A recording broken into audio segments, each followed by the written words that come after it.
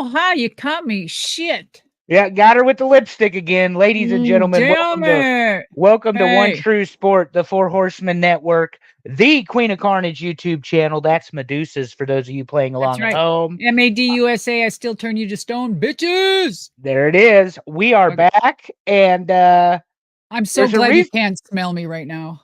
Fuck. There's a reason we're back. There's a reason we're back, Madusa. We're going to get into it in just a second, but to everybody who wondered, nothing has happened. We're all good. It's been a couple weeks since we've had a show together, and Madusa is going to tell you why, because she lives in West Florida on the Gulf side of Florida. On the Gulf. So if anybody has been paying attention, Helene and fuck you, Milton. Yes. There it is right there, Helene and Milton. So in all seriousness, glad to see you. We don't joke about natural disasters. That was in 7 days back to back.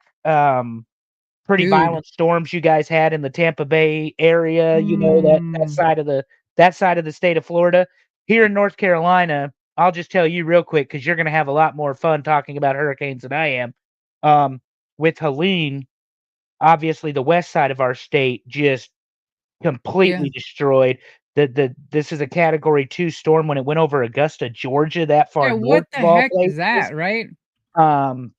So our western side of our state absolutely decimated. Mountains are impassable, roads are broken, people have lost everything. On the eastern side where I live 70 miles from the ocean here in Goldsboro. We had flash flood rain for about 4 hours. We had some wind and some tornadoes. That was it. And I think that was it. But Madusa, you're about to tell everybody in back-to-back weeks, the west side, of Florida, the Gulf side, really just felt everything that Milton and Helene had. Oh, literally. First of all, hi everybody. Welcome. It's been a bit. Only because, just because it has. It's been a bit. So you are listening to Paving the Way podcast on True One Sport, or One True Sport. Damn, I always do that. Like, whatever. Anyway, it's a sport podcast. And my host and Big Red over there, he was there talking. So yeah, let's take it off with the hurricanes. So living on the Gulf in Florida is always an adventure. I mean, it's just like an island anyway, Florida, just sticking its nose out in the middle of the damn ocean. And you're always in for a surprise. So I bought this property like 30 years ago and got really lucky. Oh, I just saw something run across my floor. Ew, I hope that was Daisy. Ew, was it? Ew, what the fuck did the hurricane bring in? I don't know about. Oh my God. Ew. Okay. God, why do I think it was a snake? Wouldn't that be fucked up? Oh my God. I hope not. Florida's wild. Dude, you guys have everything there. Yeah, some wild shit. Like, you wouldn't believe with all the flooding. Funny there wasn't a gator out my back door. Anyway, yeah. Just had to double check, guys. My feet are up. Anyway, if it's a snake, it's a black one, and they're good. You want them around here anyway. So, first of all, I want to say, God, I'm so sorry for the people that are in really, really bad situations. I know friends south of me have lost their house. They've lost everything. There's been lives, and if you've ever been in a situation that you can't even, you try to prepare, but you do your best. You only do the best that you can for what you have.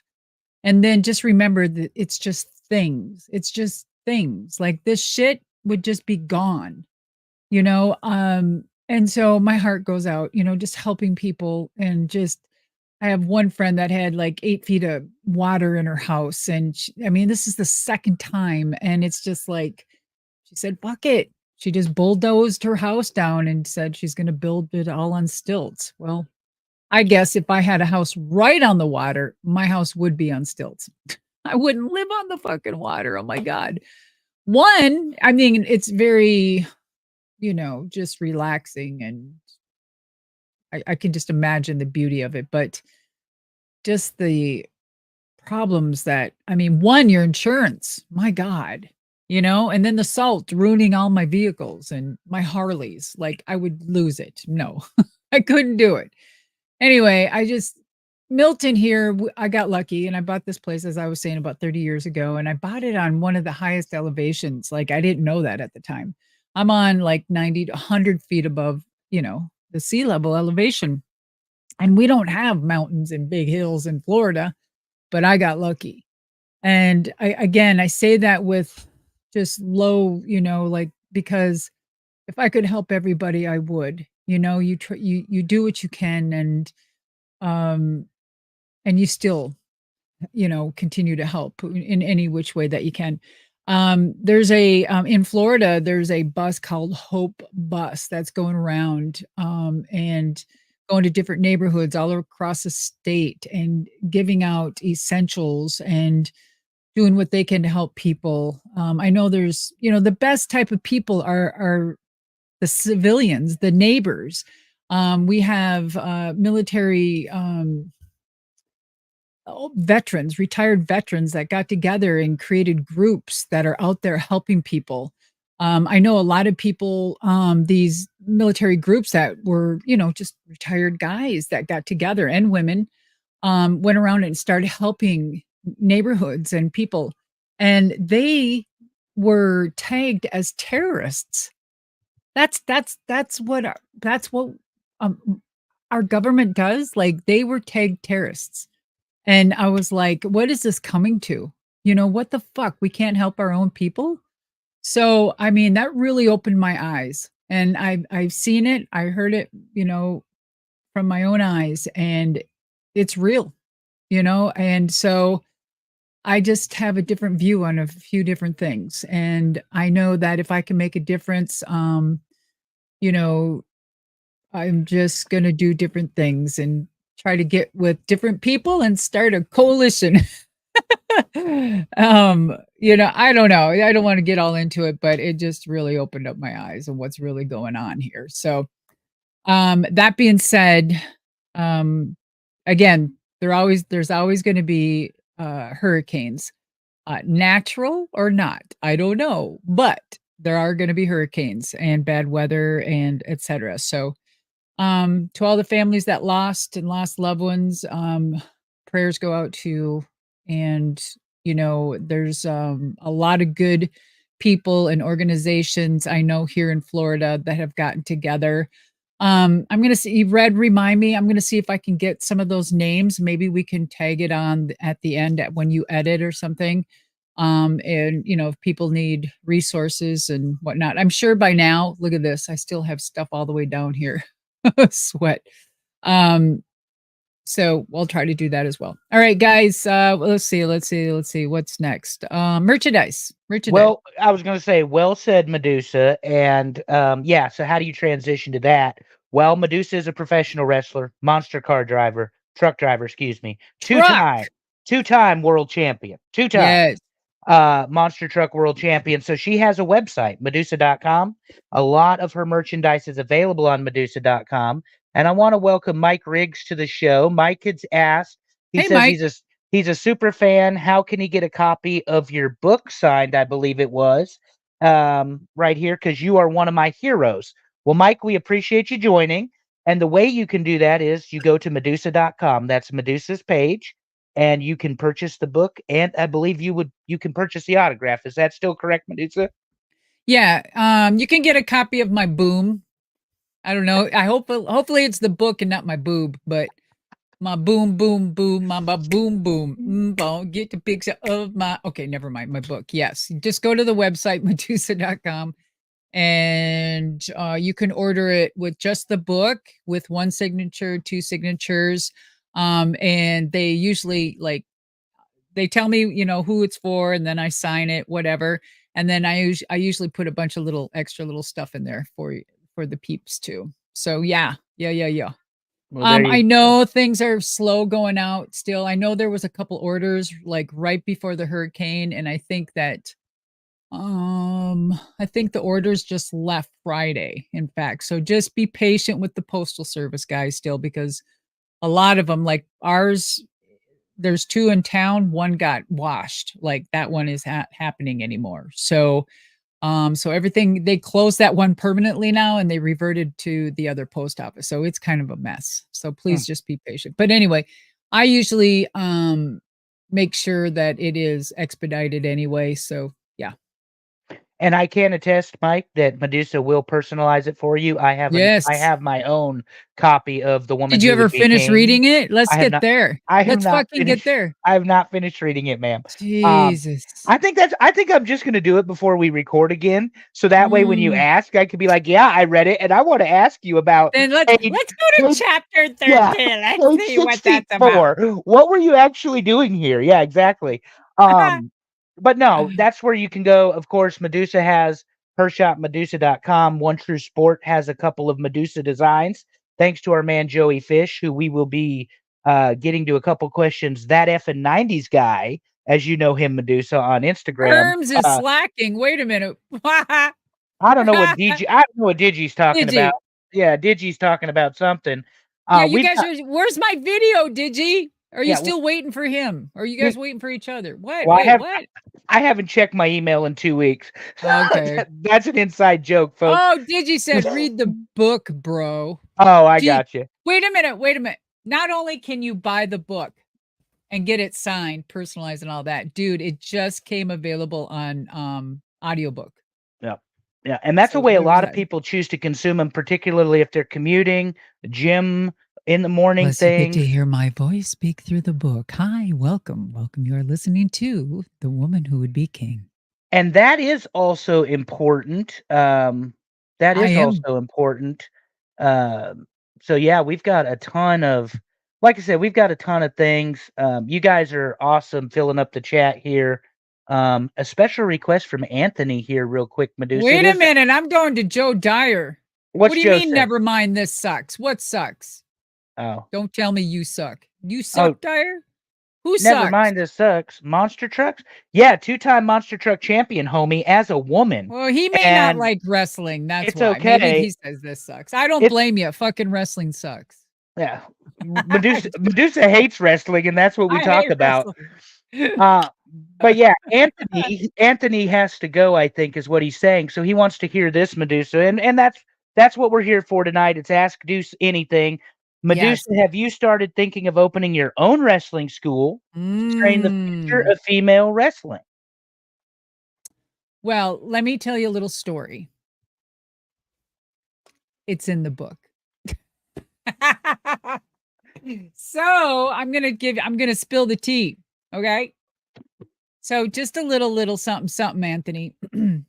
Way back, um, Macho Man and I'd go down there, I'd work out with him. Papo, his dad was there, his brother, all here in Florida. And then him and I were actually thinking about opening up a school. And I still have all of the, like when him and I sat down, we were talking, blah, blah, blah. And I still have the pad of paper, and I drew out exactly like what we were talking about, double decker, triple decker, all of the rings and a studio and a workout and a like a doctor's area, locker rooms, and then you got your offices.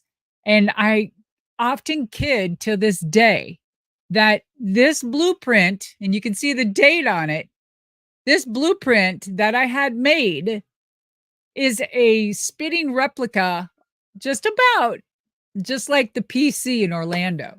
I am not shitting. So I thought about it one time, but we just never fell through. We never followed through, and it fell through. So I don't know. I just never, nah, not now. I'll do seminars. Glad to help people there. Absolutely. My seminars are fun, by the way. My seminars are called Kick, Wrestle, and Roll. So, what my seminars are is an education, a class of what you don't learn. Like they don't teach you, right? They just teach you wrestling in the ring. So this is everything that you don't learn. And it's all about business and marketing and medical choices, links, just et cetera, et cetera. So it's called Kick, Wrestle, and Roll. And I've done quite a few of them. Very successful. Yes, because Madusa believes in training and getting better and practicing your craft. Not like one of our favorites, but that's a whole nother story. If you've joined us on Paving the Way, you all will get that joke. I don't believe she's actually on TV right now, but that's okay.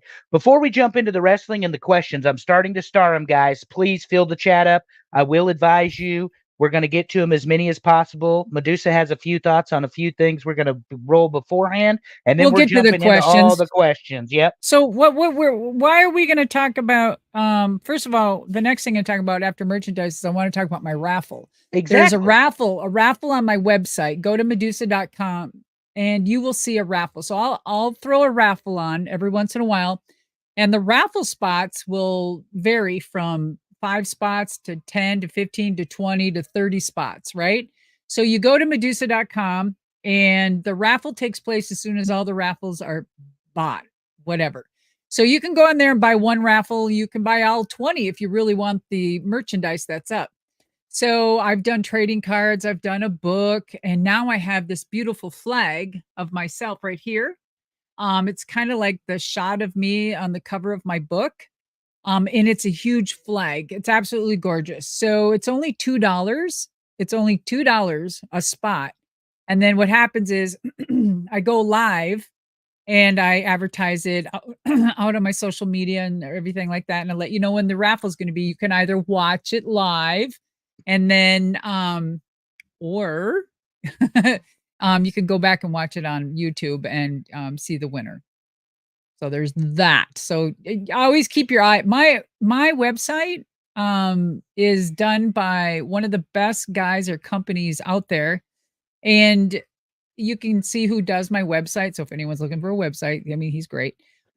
He has transformed, he has made on the back end of all of this whole raffle, the whole website, and I have live auctions, like live auctions.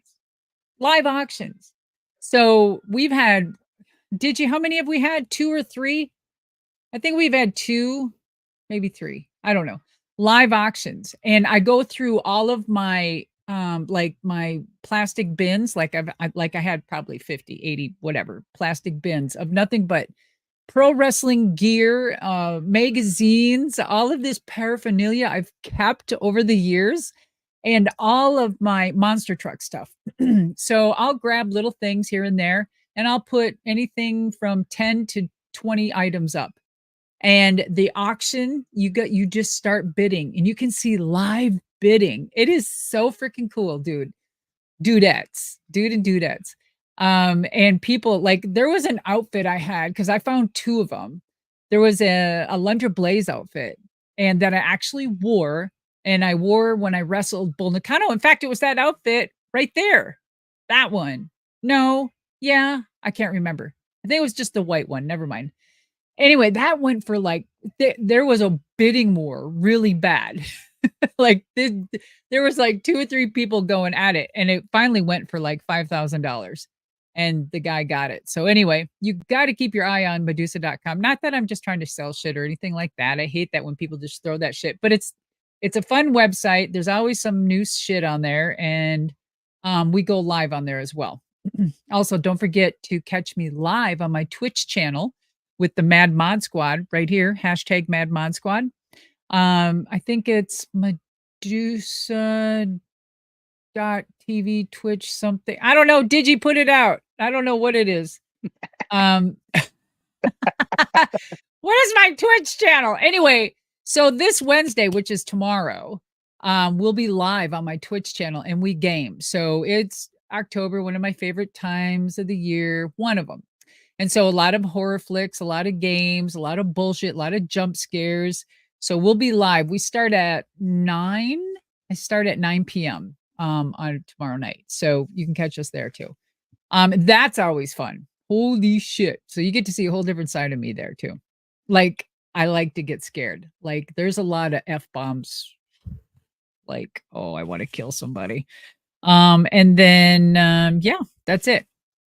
That's it. Yeah, so there's not a lot of F-bombs here, folks, from either one of us. No. But it has nothing to do with being jump scared. We talked about The Woman Who Would Be King, Amazon, available audio and physical book. You can get them autographed. You can get it personalized.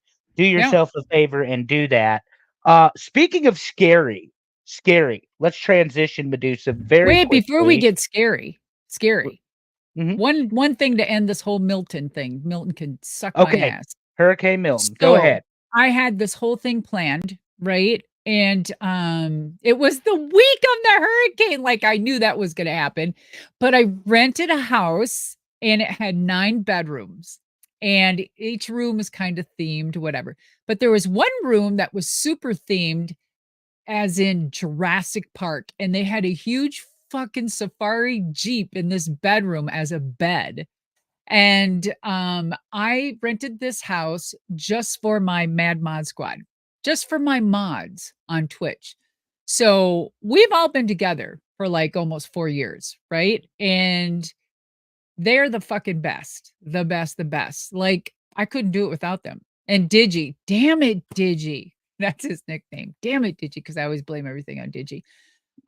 He is like the techie computer guy, and then we have an HR department, which is Sybil, because I don't know which one I'm talking to. Just kidding, love her. And then there's Lolly, and then there's Mortis. And anyway, so Mortis was getting married, and his handle is Mortis Thesaurus, and he loves fucking dinosaurs. So when I saw this house, and this whole house, this bedroom, the big bedroom was nothing but Jurassic Park and fucking dinosaurs, and he's the one that was getting married, I rented the house for him and his wife to be for that. And then every other mod got their own bedroom, right? The couples and singles and whatever, right? And then Mortis asked me to officiate his wedding because I'm a minister as well. So I was going to perform the wedding. So we got everything. I got the wedding certificates, got everything in order. I got all of these hats made and the t-shirts and hoodies and fucking you guys, the fucking Milton, fucking Milton. Damn it, Digi. Anyway, so I rented the house through Marriott. It was a Marriott Bonvoy gimmick thing. Thousands of dollars, of course, but I fought with them, sorta. I held my own, but I actually got an email back and said they would work with me if I rescheduled the dates. So I'm waiting to hear back from them again so I can reschedule the dates, but it's going to have to be for around the same time. So we're just going to hold off. They're going to get married next year at the same time, do the whole thing. And we were going to Universal. We were going to go to Halloween Horror Nights or whatever, blah, blah, blah. So I had to tell you that. That's why this hat is the way it is. It looks like Frankenstein. It's all stitched. It's badass because I love my mods. There you go. Okay, now we can start. I think that's phenomenal. That's awesome that Mortis and they're delaying the wedding a year just because a year. They want you to do it and do it the way you guys plan to do it. That's cool. I know there's a lot of people that maybe would have just gone to the courthouse or something, Madusa, at that point, because it's a natural disaster and all that other stuff. But good for you guys. Seriously. Everybody was kind of workable except for the property management was kind of a but Marriott was cool, but because they rent, yeah. So we'll see how it goes. So far, so good. Hopefully, it's good. Yeah. So yeah, before we jump into the questions, I've got a bunch of them starred for you. Real quick, we were going back and forth, and Milton and Helene ruined all our fun because I was going to get us to watch Mr. McMahon together, the documentary on Netflix. Oh, son of a beaver. I know, you're so disappointed. Speaking of beavers. That we don't get to make fun of Vinnie Mac here. But here he is. In case you forgot, that's what he looks like on the Netflix documentary. Yeah. We We spoke about it briefly and how you thought it looked like a communist fucking You remember, yes, ma'am. I thought yes, because it's the red and the black and the yellow. yes, But the other thing is, it was we haven't been on together recording since it dropped, and you and I right. both watched all 6 episodes. And I just Yes. wanted to get your overall impressions. And one of our viewers, CB, asked, "What did you think of the Vince McMahon documentary?" So I don't, you guys, the hype was, that it was going to be daunting and he was going to be ridiculed and he's going to be dragged through the mud or it's going to expose everybody. And oh my God, what is it going to do to the lawsuit? And it's just what I thought or expected after a while of, just actually it wasn't that bad. I didn't think it was that bad. I mean, it was a documentary, something that he did. I mean, he never sits down and talks about himself. I think that was the first time he's ever done anything like that. So to me, that's interesting, to see him in a different light, to see how he, to see his mannerisms and his aura and to see if that's really him or is he acting in front of that camera. That's how I watched. That's how I wanted to see how the outcome was or what the final whole ending would be. And I'm going to tell you there was just a few occasions on a few comments and questions that he kind of peddled that I knew that there was something there and he just either ignored or just as a politician, he just kind of glazed over and never answered it and just continued to talk about something else, as most politicians do. But I think it was started in the understanding that it was going to be a good documentary. And then when shit hit the fan, it totally, took a turn. But I don't think it was what everyone expected. Like it really didn't drag anybody through the mud per se. You know, I don't I don't know. I just didn't think there was anything bad about it. I know that you and I spoke about it, like, they asked me to be on the show. I'm glad I didn't do it. I mean, I'm glad I didn't do it. Not that it was good, bad, or indifferent. I'm just glad I didn't do it. But I've always said, and you can read the big story, like, in my book there, that I mean, Vince was always good to me. I mean, yeah, I got fired, I got let go, but uh, but he never tried any lascivious acts with me. He never was that creepy guy, or he never mishandled me. He treated me like an athlete and respect and all the way up until I got the FedEx saying we don't need you anymore. Well, I take that as it wasn't me.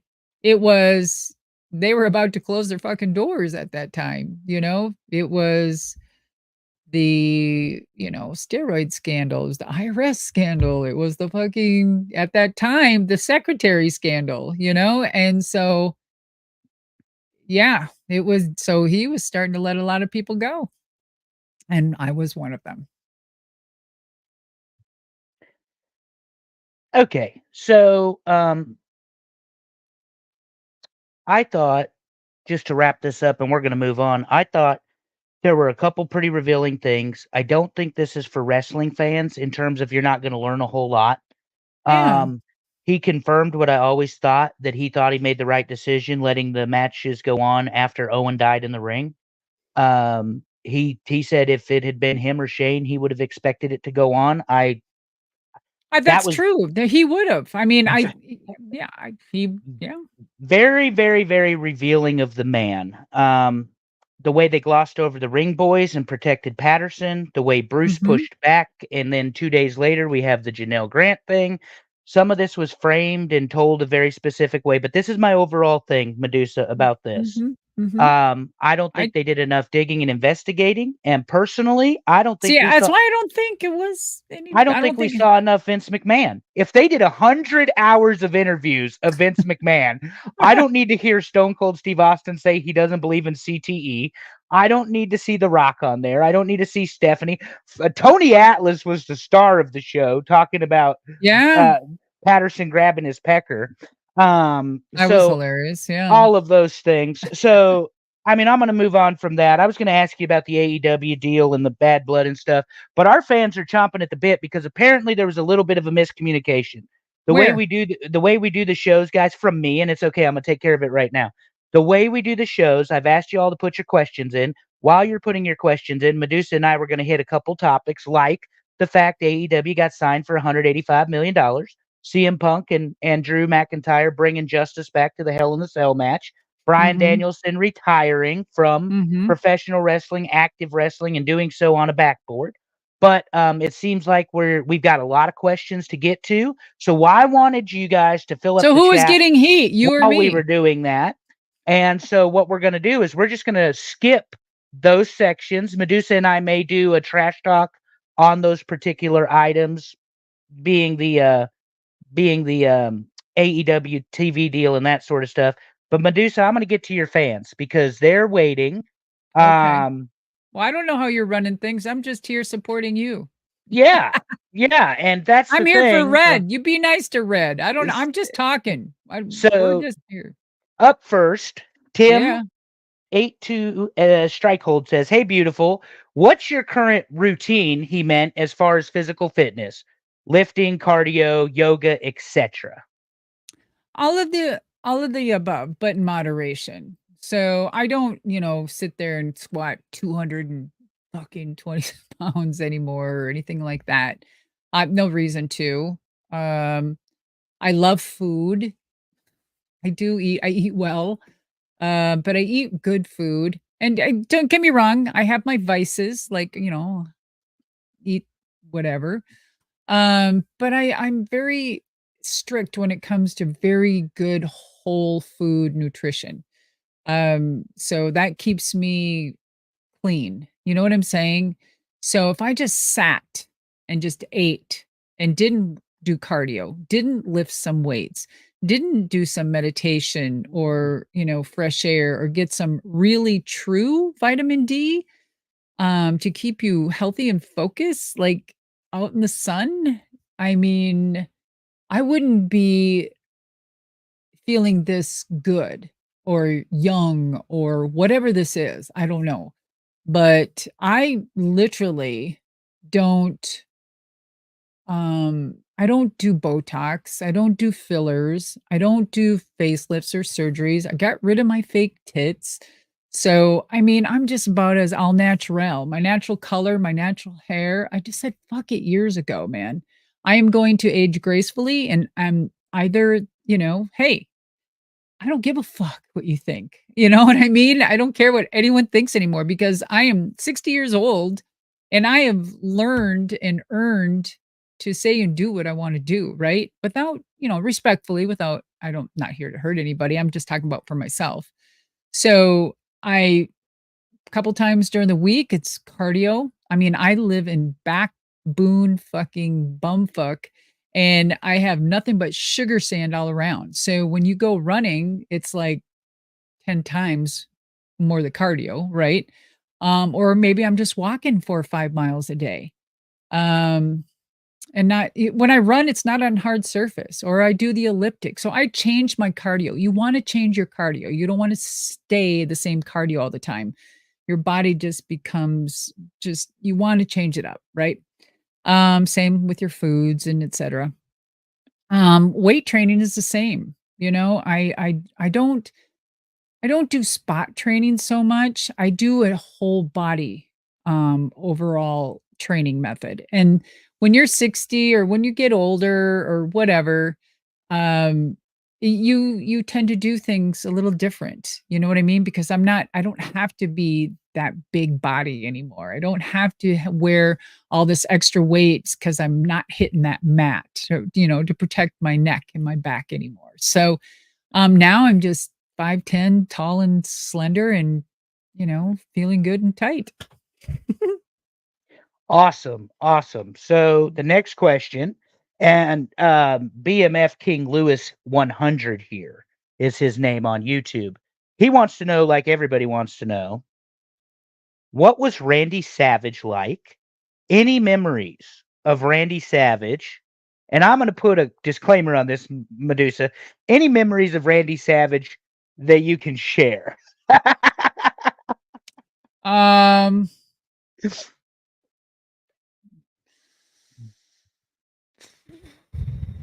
Well, no. I think it's in my book. Maybe it's not.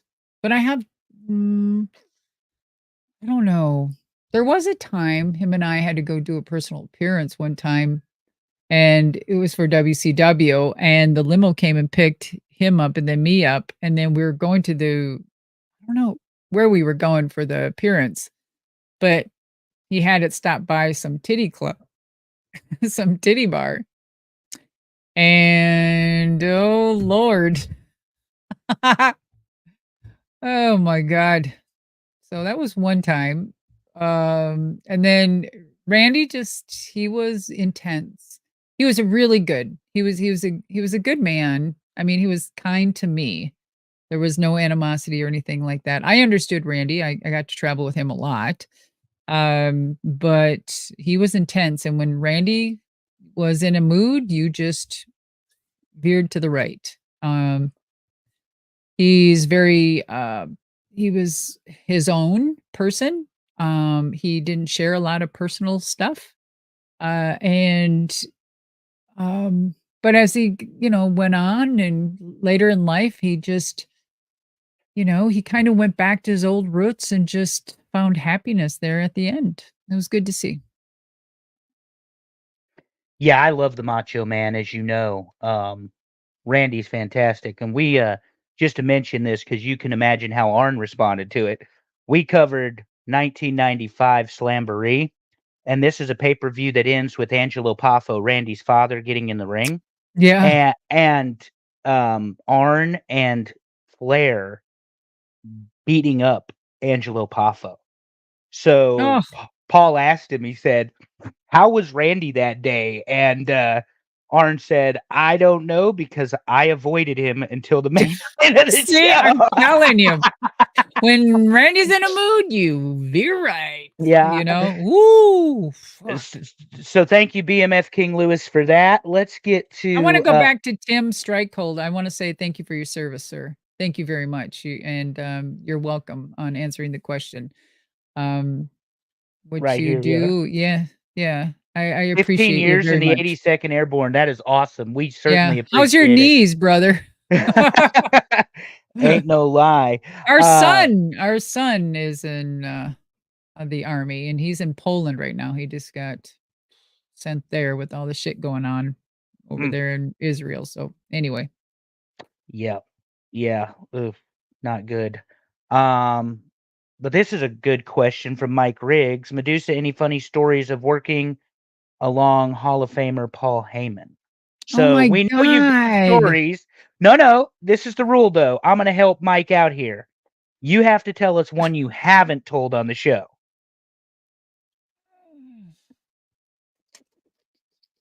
Well, I don't know if I've told this one or not, but this one's kind of personal to me.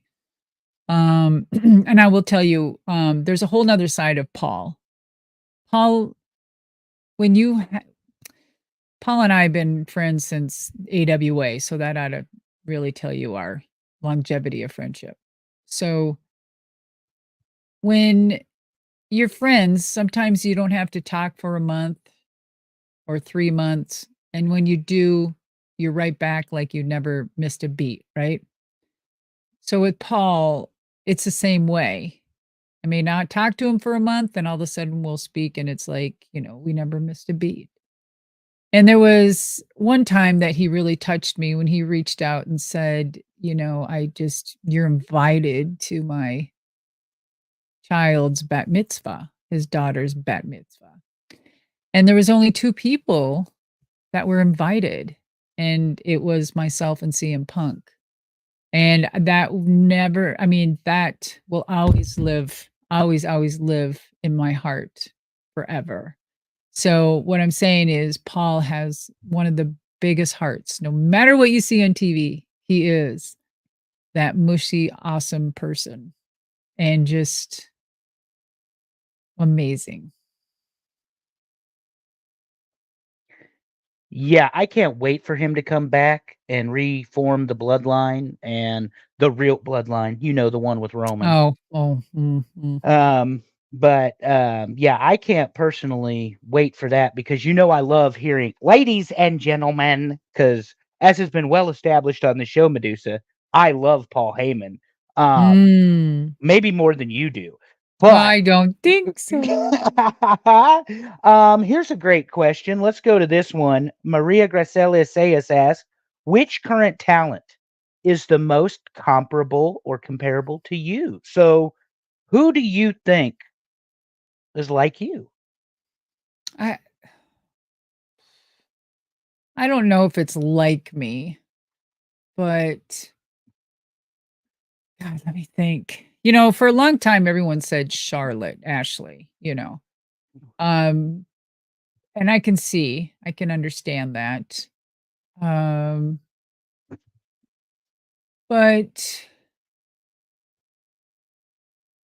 there was oh, what's her name? She's in AEW. Oh, I can't think of her name. If I think of it, I'll let you know. Um, there was oh, I can't think of it. She's an NXT. Anyway, I don't there's a few that I'll be like, "Oh my god, that one's amazing, got potential. She's really good, she's fun to watch." Stuff like that. Someone that, can put a match together that has the psychology that you can see, you know? To me, that's what's fun, is watching these kids out there in the ring and being able to take a match that if it screws up, they're able to make a story out of it. To me, that's psychology. That's knowing this business. And to have a script in the ring is for like now is almost WWE is almost doing what WoW did 2.0 back in the day because all of them were scripts, right?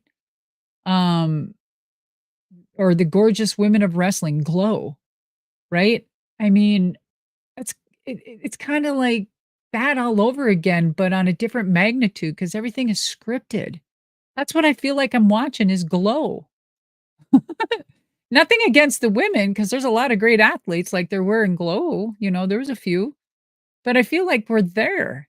So and everyone was in an uproar about women, gorgeous ladies of women's wrestling because it's not wrestling, it's scripted and they're actors.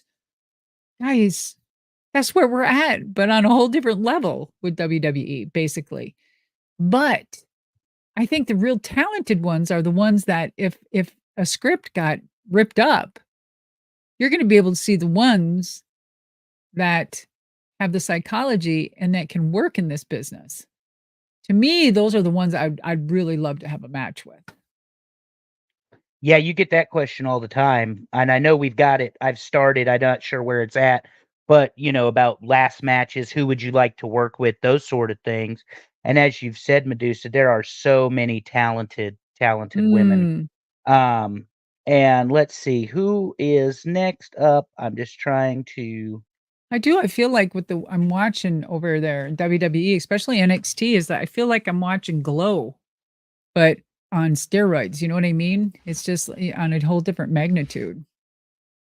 Yeah, they are certainly doing it differently in WWE right now, and I don't want 'em to particularly. lose that. I just don't want 'em to lose that because I mean, does anyone know Chris Statlander? Maybe that was it. Yeah, someone else has said that I think too, but, She's in AEW, muscles, yes. tattoos, look, Mhm. and certainly now being a babyface, and she's had a few injuries, I think, that have Yeah, hindered it's her unfortunate. momentum, but Mhm. being a professional athlete, those things happen, unfortunately, you know, and all of a sudden you're running along, and then there's an injury there. So, I do love this question because we've talked about it, but I want you to go ahead and mention this again, Madusa, from Michael's Wrestling Channel. Hi, Madusa, or hey, Madusa, what are your thoughts about WWE doing less house shows, in parentheses, live events, next year? Well, I mean, there's a couple pros and cons to that, and we don't know the reasoning behind, why they're transitioning that way. One is that if I was business, I'd be looking at all of the television spots or television shows or um, everything that's going on that they're going to be producing, and what they have to produce is going to be a lot. It's just not going to be SmackDown and Raw. There's going to be a lot going on here now that it's going to be on Netflix. Um, and so I think that if they can have less house shows, of course, that's more money in their pocket. And they just have to do studio wrestling. Again, it brings me back to like Glow situation. You know what I mean? I'm not saying it's Glow quality. I'm just saying it's that the whole premises. It's like it just reminds me of that. It's all scripted. It's a studio. It's, you've got your script from beginning to end format. But how do I feel about it? I feel that kind of like what I was talking about the wrestling style is that we're gonna miss it. We're gonna miss more and more of actually the root of the true wrestling, pro wrestling. And that is the house shows, because the house shows is, I feel, a good chance for the talent to learn.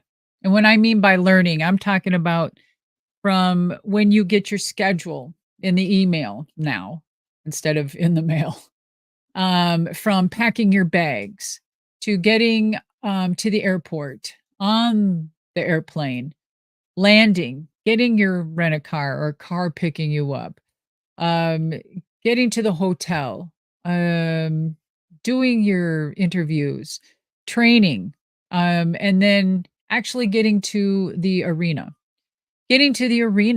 and getting ready and prepping and talking about your match or glamming up as they do now. And then the actual show, you actually start feeling the atmosphere and hearing the people and the roar, and you hear your music and you just feel it and the curtains open and you just, oh god, you just feel that thunder, and your fucking adrenaline is through the roof, and all of a sudden you're Madusa or you're Lunder Blaze, and you are that character, and you are there for the people or not the people, but you are there in character and you are on, right? You are on, and you're there to have this excellent match, to have a good time, to entertain the people, listen to the people. It helps you train your mind and the psychology and the timing is being in front of those people, listening to what they want, what they don't want. Da, da, da, da, da, da. Turn it. Control the people.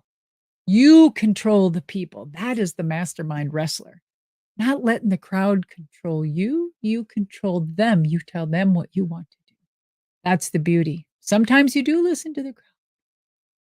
But most of all that, God, I just got into that. What the fuck? Anyway, so there's that. You can get into it anytime. That was fantastic. Great answer. Thank you, Michael's Wrestling Channel, for the question. We certainly appreciate it. And I'm going to follow up with Gareth Jones. He's asked this a couple times. I made sure I saw it, sir. But here it is. What do you think of the WWE product now that Hunter's in charge? Was great to see how he's been treating the legends recently at PLEs. And how have your conversations with him been with him? So, Madusa, talk to us about Paul Levesque, Triple H, the man, the manager, the boss. So, I mean, I like the man that Trip has become.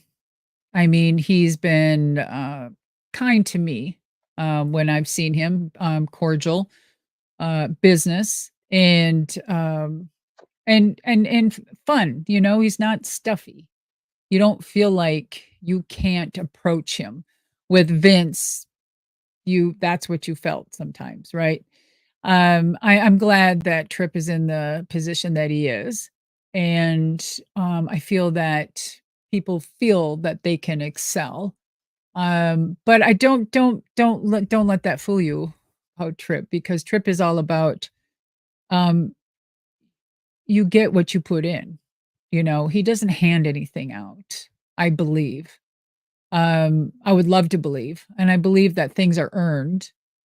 Um, Again, sometimes there's a choice what's best for business. I get that. However, I really trust the vibe I have that he gives people a chance. So that's good, especially with the talent. I know he puts a lot in Shawn Michaels' corner and lets him really run with it. And I think Shawn has done an excellent job with what he has. Um, so I think that as far as him treating the legends the way he has, I know that they've given me opportunities to do things, and I am ecstatic. I've always, opened up the door and said, I've got ideas. I've got ideas. Who wants to hear them? But nothing's ever come to fruition. I don't know. It's kind of aggravating because you get to see. I just don't want to go there. And I'm not saying this is Paul's decision, because I'm sure there's a whole staff now that it's all changed. Um, but I mean, it's again being a legend. Sometimes you see all the legends, male legends, coming back with these prominent roles, and I'm talking about legends like from my era and back, right? Um, so I would love to see some of the legends from my era, women and back or something utilized. If I could be that catalyst to continue to make that happen, that's what I've always fought for. That's what I've been fighting for the legends, for the women legends of my era and back. So I'm going to let you in on a little secret, and you heard it this time. First time ever I'm sharing this with you guys. So I wrote Tripp an email recently and, spoke to him on a few things. And I aired my idea and my thought process on how and why I feel that the Jumping Bomb Angels and the Glamour Girls are not and should be in the Hall of Fame this coming year. It's overdue. It's overlooked. We've forgiven a lot of situations and people. Hell, I'm there and I trashed the title in the can. So, and these women deserve it. And they were before me. If it wasn't for those women, I wouldn't even have had a spot in WrestleMania. So, speaking of treating the legend, fairly, I hope that he cogitated on that email for a while. I'm sure he can't just make the decision, but I feel that, those women deserve it so much. So I also wrote a little script on something. I also suggested I would love to see the Legends House up and running again. But if it's just men or women or just women, I would love to see some of the women legends in the past, prior, recent, whatever, excuse me. And so that was my idea. The Legends House would be great. Can you imagine a whole house of women? So yeah, there's my answer. Sorry, I was long-winded, brother. I had 3 sisters. I lived Legends House with a house full of women. Stop it. Oh Stop my right now. God, Stop whatever. it. Stop it. No, seriously, that was great. I'm glad. And here's my thing. You've seen on social, I'm sure you have, Madusa, between the Hurricanes, there's been a lot of announcements of Legends contracts being made. Yeah. even like I saw Hornswoggle. that. No offense to Dylan, but even Hornswoggle and such. So I think you're going to see a lot more usage of legends. Like for instance, it made sense to have Arn and Tully and the Steiners at Bad Blood. This is Atlanta, Georgia. This Yes. is, old NWA, WCW country. They asked me to go there, and then at the last minute, I was pulled. So I was supposed to be there, but it didn't happen. But I couldn't understand why I was going there. I mean, I thought it was nice, but I didn't have anything with bad blood.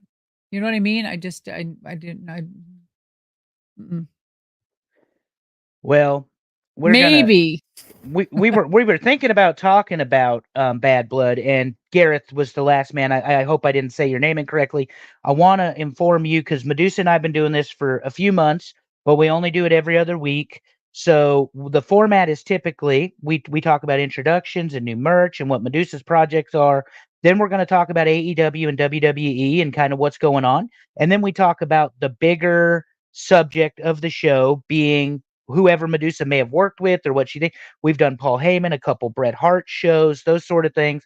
And I point that out because you mentioned that you would love to hear more about Madusa's thoughts on current wrestling.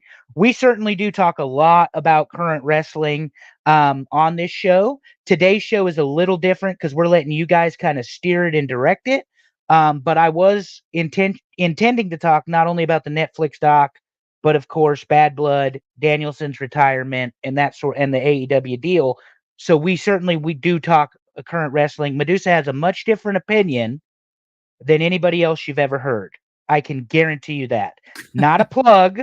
Not being her best friend and sports fan and How can you be number one my fan. best friend? You drink that Prime shit. This episode sponsored by Logan Paul's Prime.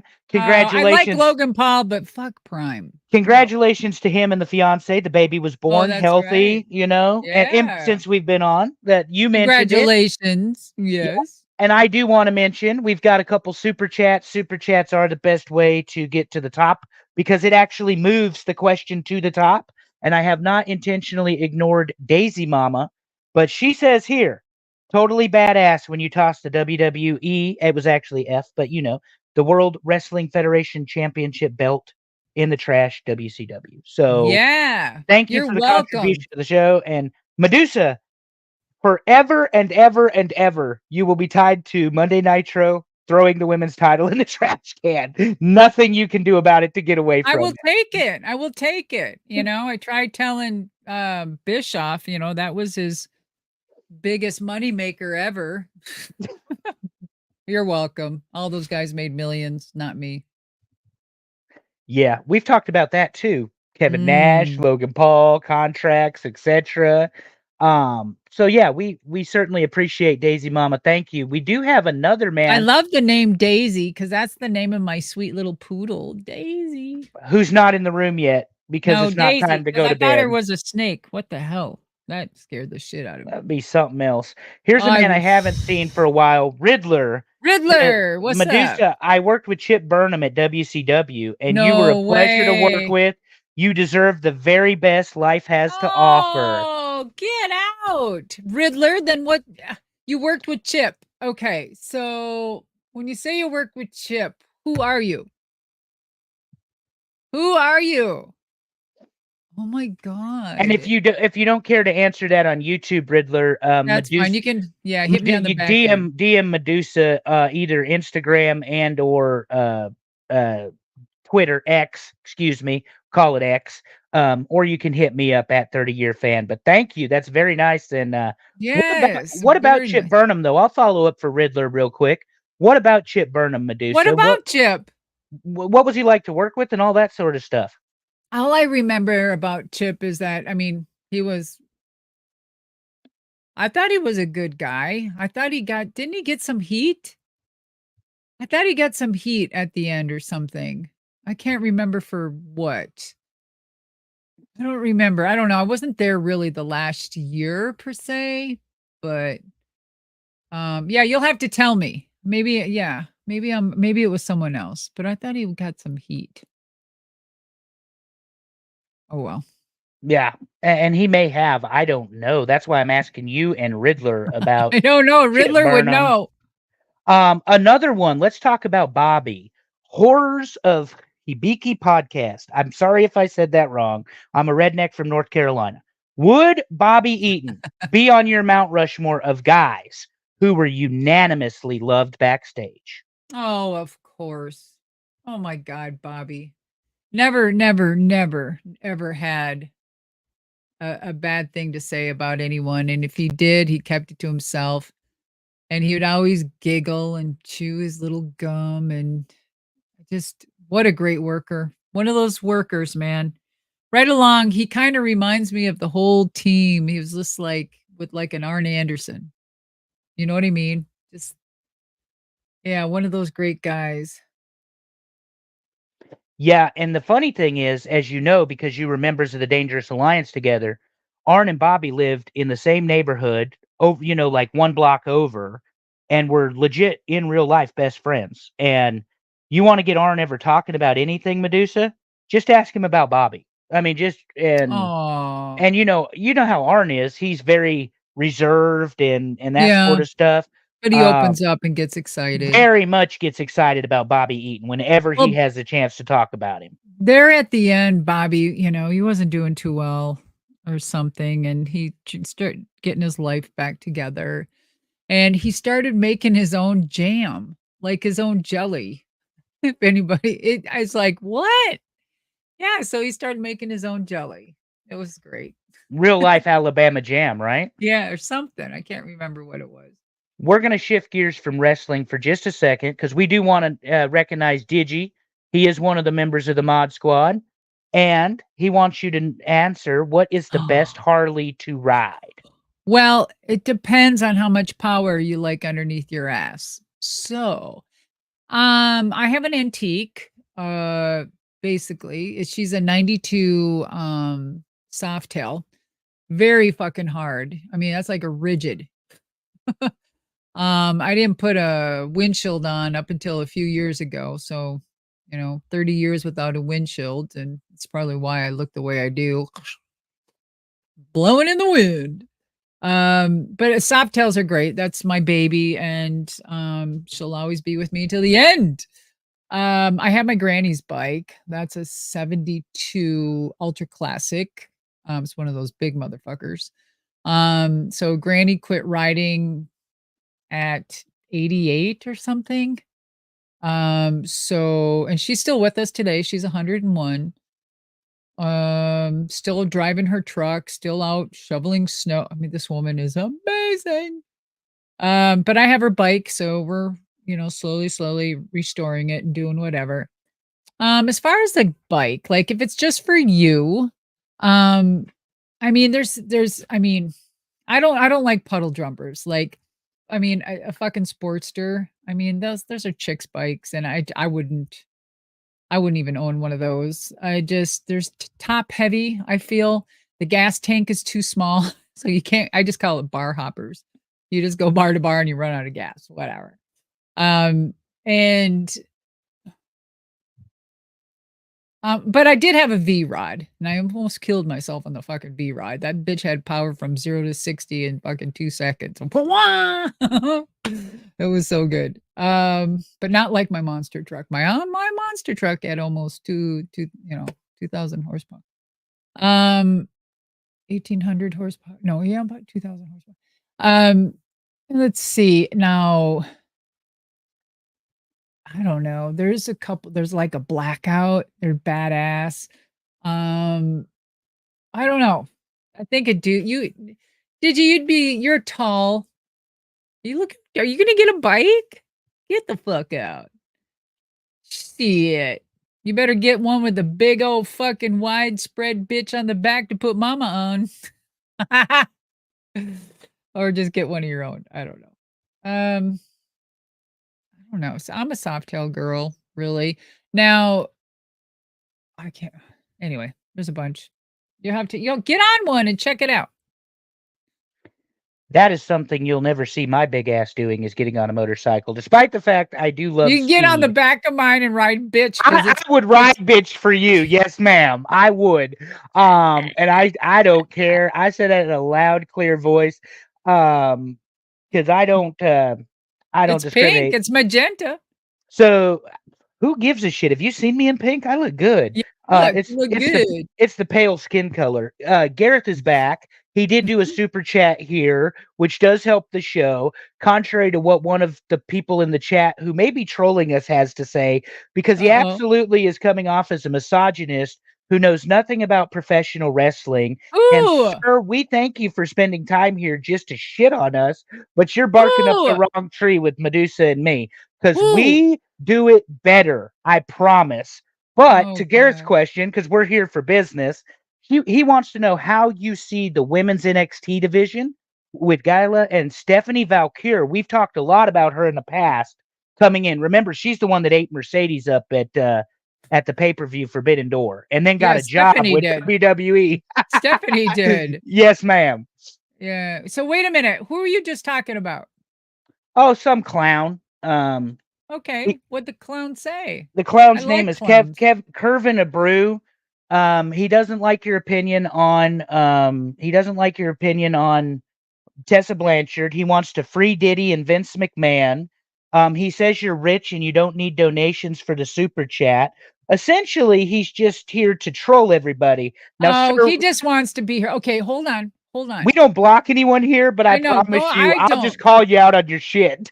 So, I don't and block don't care. anybody unless you're threatening children, then you'll have to leave. But anyway, so I mean, he just wants to be heard. He's that person where he's just wants to throw shit out there and hopefully something sticks. And you stuck to his shit and he got what he wanted and you regurgitated everything that he wanted. So it was perfect. So way to go, Kev. You got it. Yeah, Andrew congratulations. bit. Oh, I didn't buy. I just got tired of reading his bullshit trying to find the real questions from your fans. Well, So then he's not anyway, a real fan. Then just skip over his name. Oh, Gareth wants to know yes. what you think about the women's NXT division. Let's get back on point, Deuce, because I know you got big thoughts on this. What do you think? Well, Valkyr, Gila? okay. Okay. So I loved what NXT was originally put together and what it was about. And I loved watching it grow and become the, mammoth monster that it is. Now I feel like they're kind of swinging it to where it's not really a farm type of place, meaning like a farm, meaning that it's a, you know, like A and B, So it's not a place for people just to go and learn, but I think they really want to turn it into another equal show like SmackDown and Raw and get away from it's just being a battleground of newbies. So, but again, we see big stars going back there and I think that potentially that's what it's could be for is to try to not minimize it, but equalize it. And by doing that and putting people out there in the forefront and, making them as important, making everyone on NXT as important as everyone else on every other show. So I like that NXT is still new talent and you wouldn't see this new talent directly on Raw. I still feel that it is uh like a learning camp still. And I don't know why they would want to get away from that because I still think it's sometimes it produces better shows. Some people have said that it produced a better show than SmackDown or Raw, or whatever. Maybe the talent or the wrestling and the promos weren't as equal, but overall, I mean, the show can and could and was good and if not equal at times. NXT, I love the talent either if they've been on suspension or they've been hurt or they've taken time off, they come back and filter through NXT, I think, to work out a few webs. I love that type of battleground, and I think it's important. And I think if they tried to steer away from that, I don't know. I guess change is good, but I still love that whole feeling of what NXT is. Now, with the question of those two, now Stephanie is, I mean, she's different, definitely. And I think with those two together are going to be a great tag team. They can do it individually. So I think I don't know what the reasoning is to bring them together. Um, or I mean, it'd be great for them to duel each other, definitely. I don't know. There's just so many different ways you can go with it. Both talent. I mean, they're gonna outshine. Now, I think both of those 2 could outshine Perez right now. Perez is hot because she's been carrying it, and they've put a lot of time and money. Now, I was there starting with Perez on NXT, cutting promos with her and the other 2 chicks. I can't remember their names. Can anyone remember the name? Remember I was there when I was doing that, interview with Perez, and she was gonna drop the title in the trash, but I stopped her from doing it, and then, the other 2, I can't think of who the other 2 were, but, I just think that Giulia is it Julia? Julia and Stephanie, outshine Perez now. Um And I think that Sol Ruca is a great gymnast, wrestler, some great moves, but I'd like to see more of a build with her as far as the character. Now her character, I get who she is and what she is and what she's about, but I'd like to see more of the wrestling, the psychology, and the, not just so many moves, but more of the selling and the getting into it type of thing, and I could see her getting into the Julia and Stephanie and, format if they didn't start boosting her. Now the other one came back too, the bigger girl with the blonde hair, it's really curly. Who's she? Who's that? Remember she just came back, she was gone for a while? Does anybody know? Yeah, I apologize, Deuce. I don't watch NXT to speak of since Bruce and Vince Oh, took it over. look at Now that that, I it's can back with Sean. Nikita? Nikita Lyons? Yes, Nikita, yeah, Thank now you, Gareth. Yeah. she's like a brick shit house too. And thank you, Gareth, and I think that she could be, somebody to reckon with, so I can see a whole new pile of, great angles happening here, and, yeah, it needs to happen. Awesome. We got some more questions we want to get to. People want to talk to you about your career. Let's see. RVD ECW. Not sure if it's actually Rob or not. Do you think Sherry Martel as Peggy Sue was a misuse of her talent? To me, her being Honky Tonk's man's fake lackey was a gross misuse of her. So she came out dolled up, blonde hair, Peggy Sue, that sort of thing. Do you think that that was a misuse of Sherry Martel and her talent? No, I don't, because maybe that's all they had for her at the time in transitioning. If we really look back and see the colorful, talented Sherry and all of the personas that she was and what she pulled off, I mean, let's think about it. I don't think there's been any other woman that was able to pull off so many different characters. Not just management, but she also did a few moves and hits and kicks as she was managing all these people. People step back and just say, "Oh, that's disgusting." That okay, let's look at the product. let's look at this person and see how chameleon, is that a word? How much of a chameleon she was. I mean, absolutely talented. Talented.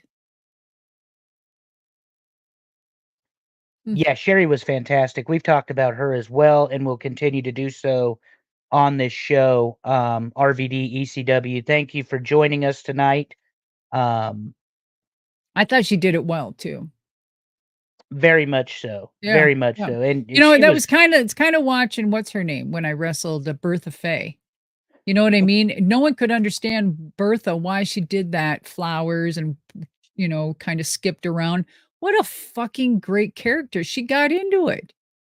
She did BDJ want excellent. BDJ wanted to ask you, what Oh, was it like wrestling Bertha Faye? like I Sherry was sitting Martel. there.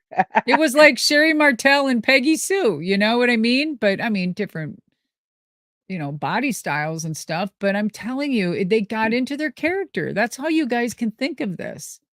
They were getting into their character. I wish I was, you know, given that opportunity, but, you know, I was just so tunnel vision and just want to be a wrestler, you know, but, you know, well, I guess I was a manager of a couple people and, you know, I did it well. But I mean, Sherry was fucking hands down. And Bertha Faye, she did her part well. Did you know that Bertha Faye was Monster Ripper? Monster Ripper was one of the most feared wrestlers in Japan, American or Canadian, I should say. Yeah, very good. Yep. And we're going to jump right to Instagram Wrestling Historian. Who thank you for the super chat, sir. He and I've actually talked about this on Instagram. Were you supposed to go over Sherry Martel at ECW November to Remember 1993 before joining WWF? Thank you. Well, you know, I don't, you know, I can't even make that up because I can't tell you the true answer. I guess Paul Heyman would be. You know what? I'll ask Paul. And then when we have another one of these, you're going to have to ask me to see if I asked Paul that. But that's a good question to ask Paul. And because I know we only got as far as her and I agreeing, we're going to do it. I was really excited because one of my biggest goals was to wrestle and, you know, work at ECW because of Paul. But I know we only got to the point where we did that interview. And then all of a sudden, I got a call from WWF and then I wasn't going and I still didn't get to wrestle with ECW or Sherry. So I don't know. I'm not sure what the outcome was going to be. I'll ask Paul. Maybe he has it in his book because he's got a bunch of big libraries of books of every single match he's put together. All right. So since Instagram Wrestling Historian participated in a super chat, I'm going to ask you the other question from our conversation on Instagram. You and Sherry wrestle in WCW. It's kind of infamous. You hit her with the German suplex and then throw several strikes after the fact where it looks like Sherry is genuinely knocked out. People have accused you over the years of hurting her, of intentionally going after her. And this is someone you considered a mentor and a very good friend. But what I'm saying is on the tape, on the film, you suplex her and then you throw some serious strikes at her before I believe it's Nick Patrick steps between you and Sherry. Can you walk us through that? Do you remember that? Tell us about how that all happened and your side of events. Sure, it was just a wrestling match, and I think we were doing something, Buddha being a duck it or drop kick or something. I can't remember. And then I think I go for the German, reverse German, and then I give her a German and 1, 2, 3 or something, and then I get up and just want to kick the shit out of her, just kind of I was going like this, slapping her, and then I grab her hair. She's, you know, grabbing her hair, looked like she was hitting her head on the mat, which it wasn't. That's what it was. I said strikes, but you had her hair. Yeah, that's it. No, you just grab her hair. Yeah, if you notice my fingers are behind her. So if she did hit her head, it was my fingers, my hands that would hit because that's the proper thing you do. So, yeah. So it looks like she was hitting her head, which she wasn't. It was just amazing, amazing, and I'll never forget it. So when we got back, she said, "That was fucking great." And so, I mean, if you're going to purposely try to hurt Sherry, just know that your life's going to be ended. So, yeah, no, I would never plan on wanting to hurt Sherry. And you shouldn't plan on hurting anybody in the ring, really. I mean, unless, you want a receipt. Well, Yeah, and I think that was so well done. She sold and she could sell like a motherfucker, you know what I mean? And I tell people, I said, just look, I mean, she moves her hand closer to her body. I mean, if you don't know what you're looking for, I mean, it looks devastating, which is the point. That's why I was good at what I did. well, nearly 30 years later, people are still asking and talking about it. So obviously it was That and effective. the title and the trash. I And mean, the when you're trash. that good, come on. And we have another super chat here. This one I think is about Bull. The starving autiste. Thank you for your contribution. You and Buru, maybe that's Bull, were the ones that got me to pay attention to women's wrestling. I loved her Hall of Fame speech and was wondering if you have some road stories. So I'm going to assume Oh, this is Bull Nakano.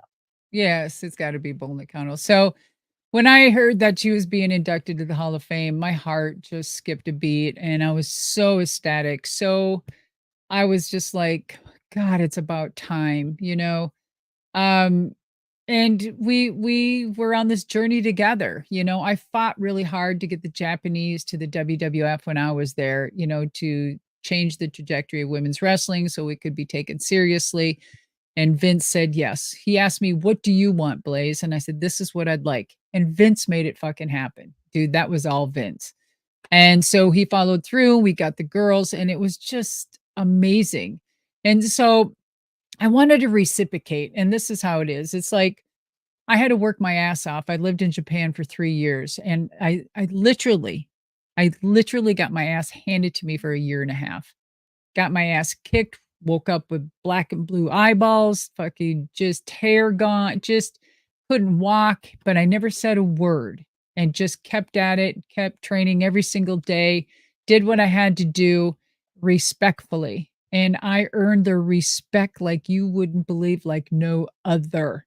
And that's why, you know, them including me and just embracing me and becoming part of their family, and because they don't do it so openly, it's okay. It's all fun and games when you're just there for a couple weeks, your 6-week tour, go home, but when they find out you're living, they figure it out on your own, chick. Basically. And Bull was the same way to me. But after a while, it was nothing but respect. And her and I just grew to have this sister love, in this business. I would have done anything for her. And so I knew that it was time. Then I voiced my opinion that, it's time to get Bull into the Hall of Fame. And it happened. And then she asked me to induct her, and I was like, holy shit. This is just what a full circle. So it was amazing. As far as the road stories, just so many great Japanese road stories. You guys, I mean, I'm not trying to just plug my book, but it's in my book. That you guys, if you haven't got my book, it's a really good read, and it's good stories, and you'll learn a lot about me too. But yeah, some good stuff. And it's a great transition for all you motorheads out there that love monster trucks. So it's a great transition from wrestling to monster trucks. And then I drove monster trucks for almost 20 years. What the fuck was I thinking? Yeah, monster truck, 2-time world champion. As Mm. our buddy Magnum TA loves to remind people that you are Yeah, a 2-time world I champion love Meg. Oh my in God. monster truck driving. Let's see if we can't get to a few more of these guys. I'm trying. You're asking awesome questions. And some of them are very broad. So again, I appreciate that. Again, BDJ, thank you for the question on Bertha Faye. And thank you for the super chat. Very much. So I've got one here about Japan. Your fans love your Japan work. Steepo Tar says, "Hi, Madusa and Andrew. You were in Japan during arguably the best time in women's wrestling. Yes. Can you tell us about that time and any funny stories from when you moved there?" Oh So my you've got God. your road stories with Bull, but talk to us about Japan, culture, the differences, the wrestling. You've talked to us a little bit about the boxing training that was insane. It was Um, insane, Anything you guys. can share with us. And thank you so much, Steepo, for the question.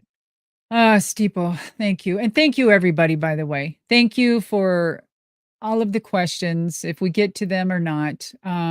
Thank you for the super chats. And thank you for spending time with us, by the way. Thank you for the people that, don't agree. I thank you, because if we all agreed, we'd be fucking boring. So we all have different opinions, but my opinion is my opinion, and my opinions are my examples and my experiences. So I can only tell you what I have experienced when it comes to myself.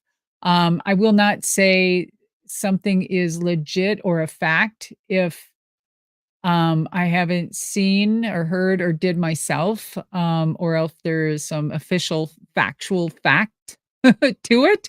So, yeah, no BS. Okay, so that's been my problem in this business. Anyway, that's another story. So it was, again, I'm going to say it's in the book, and it's going to be so well described in the book. Exactly this question. It's going to tell you about everything. And they're so funny. They're so good. So I can just tell you that short story is that when I first got into wrestling, it wasn't something I thought about or dreamed about or knew about. I just stumbled upon it, and I was that type of person that whatever I set forth to do, whenever I um, uh, put myself or trained to do, I was good at. And I just, whatever I applied myself to, I was good at. I mean, it could be learning chess, it could be um welding, it could be underwater basket weaving. Fuck, I don't know. It just, anything I did, I was good at.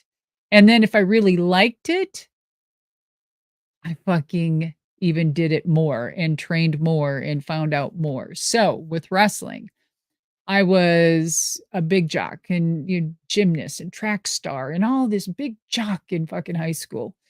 And I just was very athletic, very athletic. I could swim, I could just everything. I was a gearhead and, four-wheelers and motorcycles and you name it. I could do everything. So I would just love life. I love to experience everything. So I just put myself out there. And so I fell into wrestling. I'm not going to get into the full story because it's in my book. And I knew that when I got into wrestling, I did my diligence, and because there wasn't that many women, and the hottest thing about wrestling, I kept learning about Japan, and then I found out about women's wrestling in Japan. I went, holy shit! Oh my god, that is me. That's what I am going to do. And everyone thought I was just this crazy bitch when I got in the business. Who the hell does she think she is? She thinks she can just go to Japan. And I'm just like, it's in my head. It's a plan. I'm going to do that. If I want to be taken seriously, I am going to go to Japan. Like, I'm going to fucking do this. So I found this company. It's called All Japan Women's Pro Wrestling. And back then there was no social media. So I had to look at magazines, like the Japanese magazines. I got a hold of them. Thank God for all of the great, Bill Apters, George Napolitanos, and so on and so forth. And so I really got to know Japan's women's wrestling. And so when I got into it, I started watching VHS tapes. And I knew right then and there. So sure enough, I just happened to be working for AWA at the time, Vern Gagne out of Minneapolis, because I'm originally from Minnesota. And and then one day it's just like Vern goes, Madusa, he talked with the hiss. Madusa. He'd always hiss. I don't know what that was. And he'd be like, "You're wrestling Japanese tonight." And I'm like, "What?" The Japanese are here from Japan. They want to meet you and wrestle you. And I'm like, "What?" And then they go in the back dressing room. They're back there. And I'm like, "Okay." So I get in the building, and it was like we were at, oh my God, what was that place we used to wrestle in Las Vegas? They tore it down, I think. Or no. Oh my God, the AWA always wrestled there. Was it the Showboat? Showboat, thank you. So the Showboat, so we were there at the Showboat, and sure enough, I come walking back there, and all I saw was Chigusa Nagoya. I went, "Oh my God, that's Chigusa. Oh my God, she ain't the one I'm wrestling as." And what? And so she comes up, she goes, "Hi, Madusa, right?" And I'm like, "Yes, ma'am." "Yes, ma'am." And she held out her hand, and it's just instinctively, I grabbed her hand and I bowed, and I didn't know what the fuck I was doing. And she looked at me, and they all looked at each other, and they're like, "How does she know this?" Like, that was a big sign of respect. I just saw them do that before matches in the VHS tapes, and so I thought that was the proper thing to do, and it was. So, and she goes, "I wrestle you tonight." And I'm like, "What? I've never what?" I go, and oh my God, I was so scared. I thought for sure I was gonna have my firstborn right then and there. Like, what the? And and then the rest is history. It's in my book. Guys, it is so amazing. And then my life changed. My life changed. It was the best thing ever. Best thing ever. Vern was so good to me. Vern was good to the women. You know, he was good to me. And I just can't. uh, yeah. So that's interesting, and something we'll explore at another time. Is these very powerful alpha type males, Vern Gagne, Eric Yeah, where Bischoff, everyone else has Vince McMahon, problems with. I've never all very good to you. And I was going to ask Gareth Jones put another super chat in, but he Oh, forgot to attach the question. But oh, Gareth did ask, "What is your relationship like with Bischoff these days? How are you and Easy getting along these days, Madusa?" I think if I were to text him, he would answer and vice versa. There you go. So excellent. Thank you again, Garrett, for all your participation.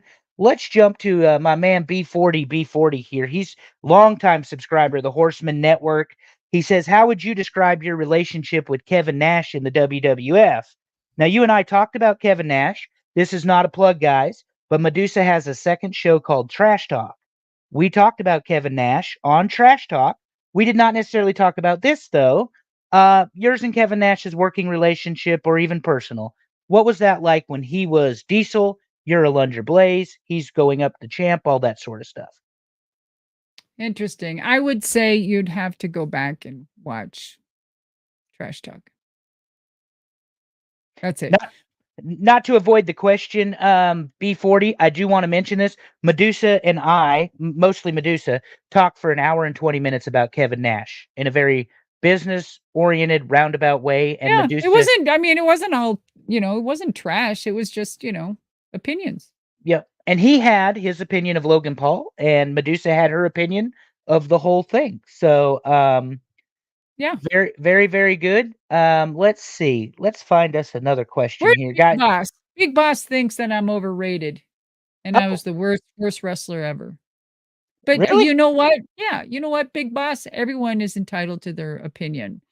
Hmm. And that's okay. So, I find it interesting. So I just want to ask Big Boss a question. Who do you think during my era then was a non-overrated female wrestler? Just a fair question. I mean, hey, you can't be mad at him if that's what he thinks. Yeah. Yeah, and that's the thing. A lot of this, people think like we're talking like experts. I got accused of pretending to be Conrad Thompson by one of your fans, which makes me laugh because Wait, what? oh You yeah, they can't said be. They said I was like the Timo version of Conrad, and I'm like, nah, I got But better hair. again, What's these are wrong? these people's opinions. You No, it made me can't. laugh. But Anthony, I've seen your questions, my man. You've got a couple. We're going to get to them. I'm going to ask Madusa. She remind everybody because this is a very fun version. Here it is. How'd you come up with your ring name? Because it doesn't seem to match your personal. He meant personality. You're very nice. So what he had specified down here that that you're made in the USA ring name. How did you come up with it? Because in real life and the way you're talking on the podcast and stuff, he really enjoys you. So the Oh, badass well, personality, Madusa, how'd you come up with it in the ring? The name and all. well, again, we're gonna go back to the question, the Japanese question there too. Guys, it's all in my book. And it's the stories are phenomenal and how put it together and just they roll off and they just go into one to another to another to another. And you guys, you're not going to want to put it down, not because I'm just saying it's my book, it's because it's that lit. Like it's very high energy. And as far as the name, before I even went Japan, remember I told you I studied and I knew that with women and the category of what women were was just an enhancement basically in wrestling back then. And if I was going to get into wrestling, I was going to change the trajectory. I was going to earn and I was going to make people respect me. And if I was getting into this damn thing, right? So, so that being said, I knew that I needed a name, because I knew I was going to go to Japan sometime because I wasn't getting into this just to do American wrestling. I wanted to go to Japan. So I knew this was before I even wrestled. It's in my book. Before I even wrestled, I knew I needed a name, just one name, like Madonna, like Cher, like whatever, right? So I needed a name with syllables that Japanese it could just roll off. Madusa, Madusa. I needed something powerful, strong, American, MAD, USA, made in the USA. Ooh, ooh, ooh, ooh, ooh. That was it. And has been for 35 years. So, or more. 40 something, 40, Jesus. yeah, yeah. Well, I was trying to be polite, but that was his corrected comment right there. You're talking. You seem like a very cordial and nice person. She will motherfuck you, Anthony. I can tell you that. Because you should have heard her bashing me about the Prime earlier. You guys might have. She's not a fan of the Prime energy drinks or the Prime. It's not even energy. It's the hydrate. It's the good It's one. bullshit. It's fucking your goddamn colors. It's probably the color of your condoms. Probably, because we Jesus like Christ. multicolored events. Yes. Let's see. And this is another good question from Anthony because he has asked several, and I'm going to get back to some other folks here in just a minute. But Sid Vicious recently passed, and he asked, "What is your favorite encounter that you ever had with Sid?" Sid was quiet and he looked like the guy when he walked in the room. That's one person you don't fuck with. But he was light spoken and he was, I mean, he never showed any ill will towards me. He was mysterious, really. I mean, I never really had any encounters with Sid except just working with him. He was just quiet and great to work with. And I think that sometimes that he wasn't utilized and well in a situation. And I know he wanted to get his character and his I knew that he wanted to get his character over, and I don't know, I don't think they utilized him in WCW that well. Yeah, they end up making him world champion twice toward the end of the WCW run. Yeah, towards the end.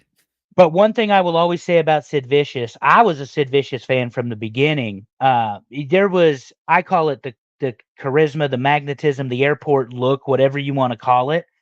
that guy, to your point, Madusa, when he walked in the room, he's a guy I don't fuck with. But when he walked into the room, everybody wanted to take a look at him, though, because just what he had, how he looked, how jacked, tanned, all of that sort of stuff. Speaking of older wrestlers that are badasses, ATF Media has this question. What do you think is the main reason Ronnie Garvin was so much better than all the four horse combined? I'd say it's his punching strength due to having hands of stone. So ATF Media is having a little fun with us. But of course, in 87, Flair and Garvin beat the ever-living crap out of each other. Starrcade, that's a fun match to go watch, guys, in the cage. Wasn't there some heat there or no? Yes, because Garvin wins the title in Detroit in September, and they take the title off of him in December from Flair. And the reason they had built Garvin through 86 and into 87. And when they take the title off of Flair, all of a sudden Garvin can't defend the title anymore. So you're not seeing your world champion featured on TV because they're going to save it for Starrcade. So he had like a 2-year or 2-month run, 2.5-month run, and him and Flair chopped each other so hard in the 87 Starrcade match that they busted blood vessels in their chests. And I mean, it was something to behold. But even if you don't think he's better than the four horsemen combined, because at the time you'd be talking about Luger, Arn, Tully, and Flair, or even Barry, Flair, Tully, and Arn. What are your thoughts on Ronnie Garvin? Wrestler, professional? I know you guys see each other on the he's out there on the signings and that sort of stuff. So what do you think of the Hands of Stone? Well, Ronnie Garvin. What a blast from the past, huh?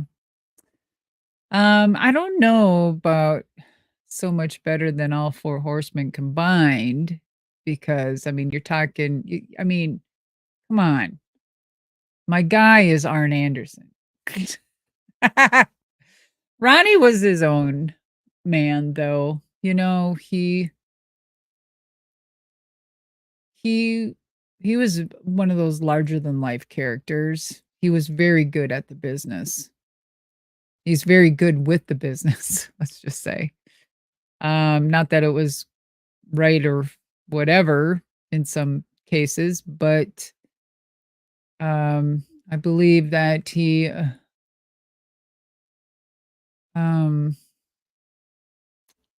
knew how to tell a story. Let's put it that way. That's all I'm going to say. No, that's fine. Ronnie Garvin, like you said, everybody's got their own opinion of him. Great in-ring character, I thought. Really physical.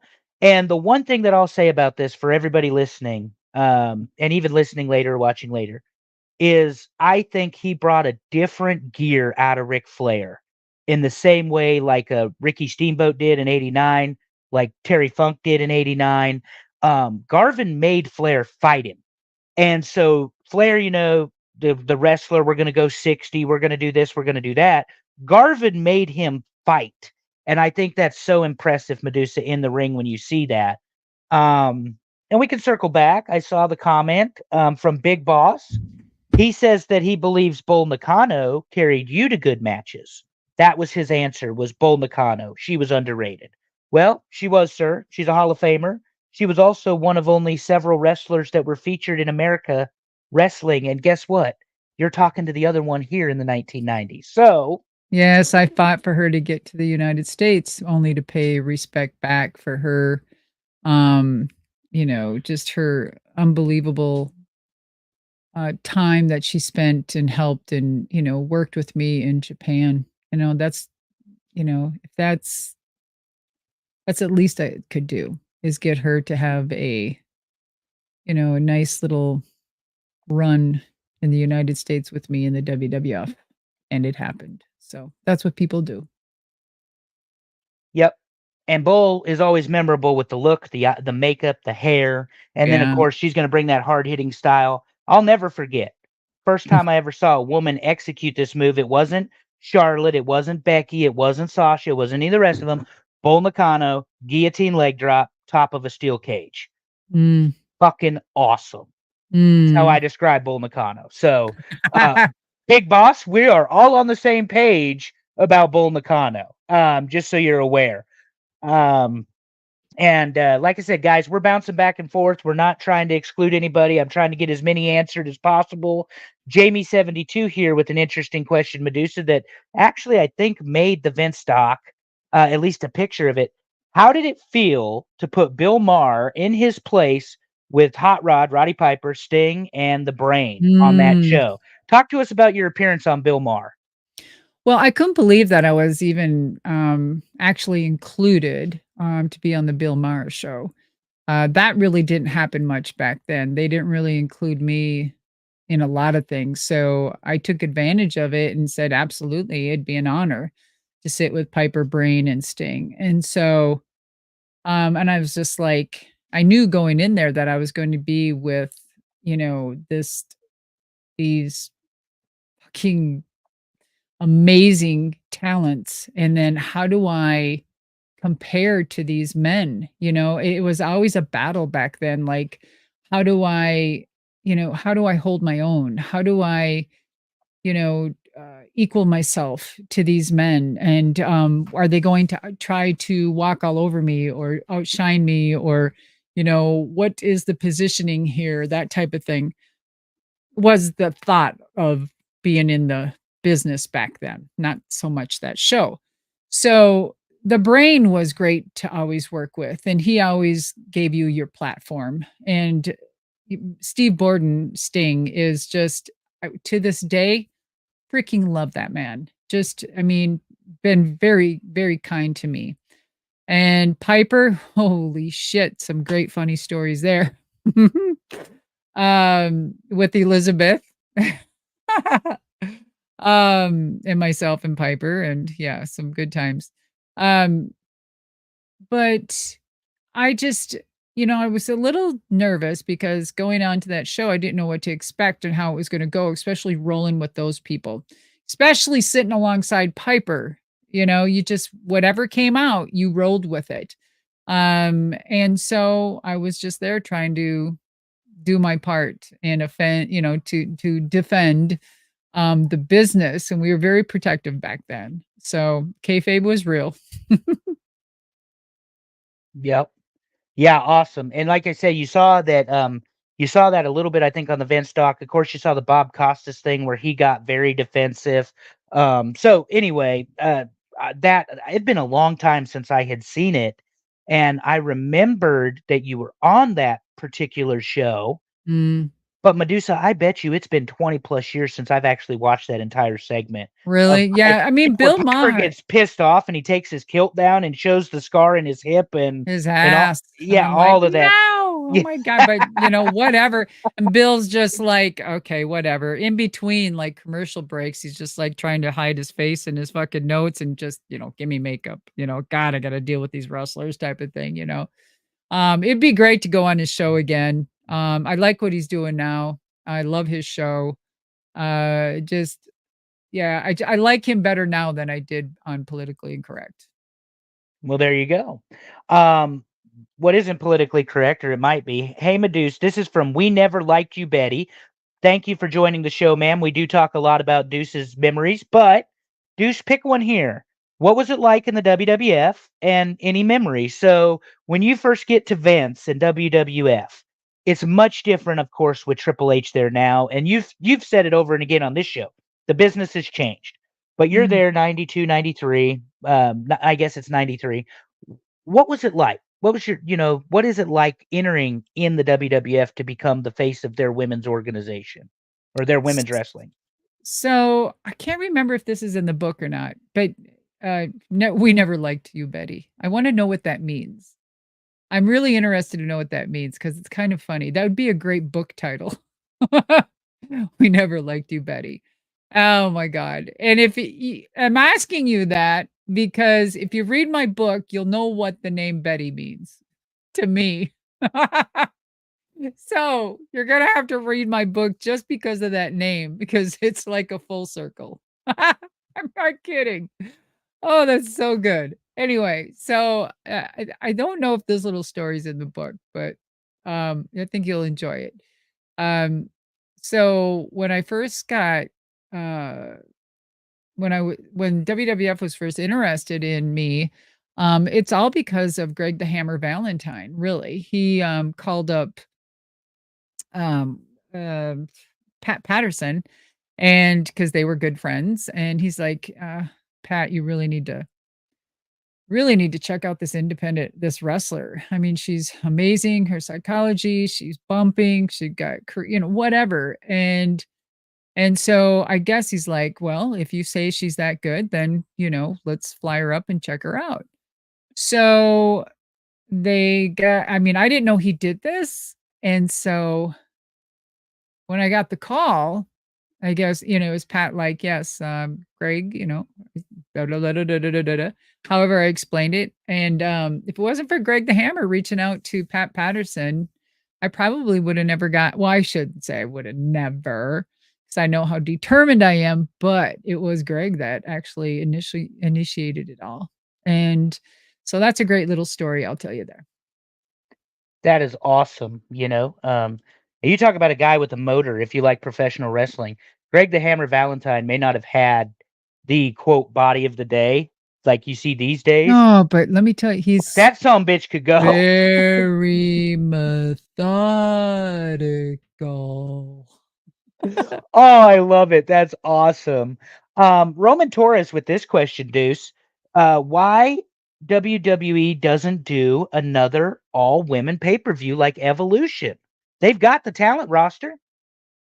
So, again, I think it would be great as a quarter of a show, let's say, because just hear me out. I said it way back then, and I'm going to say it now. And all women's, just like Glow or W, or is it Wow or Glow now? I can't remember, whatever they are. They will not sell out a stadium. An all women show will not sell out a stadium. You can tell me I'm talking out the side of my head, but they weren't ready back then, and they sure in the hell wouldn't be ready to sell. Like, an all women's show could not do an all WrestleMania, is what I'm saying. You know what I mean? Every single match at a WrestleMania. So, and it's still a man's business. And when I don't mean that in a negative way, it is. We're there to see them. We're there to see the women. I'm an advocate for women. But I will tell you that there's a program or a show for women,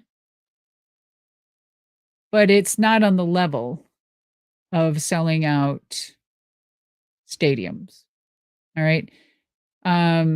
Maybe an armory, maybe a little bit, we're getting there. But now we have women's MMA, which is totally different, because people look at that as real.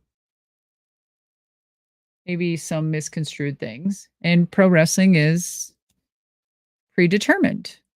It's a men's soap opera, basically. That's just me. It's always getting there. You know what I mean? I don't know in my lifetime if it'll ever sell or be a WrestleMania, an all women's WrestleMania. Now, to back that up, in 1988 or 1989, an all women's wrestling show sold out the Tokyo Dome. Now, God, somebody correct me. I think there was a men's match on there. Maybe 2 men's matches.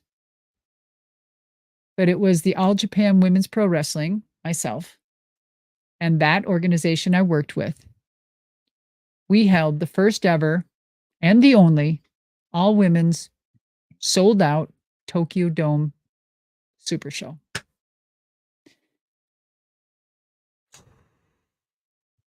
That no, that's fantastic. But because we do that on this show, I disagree with you.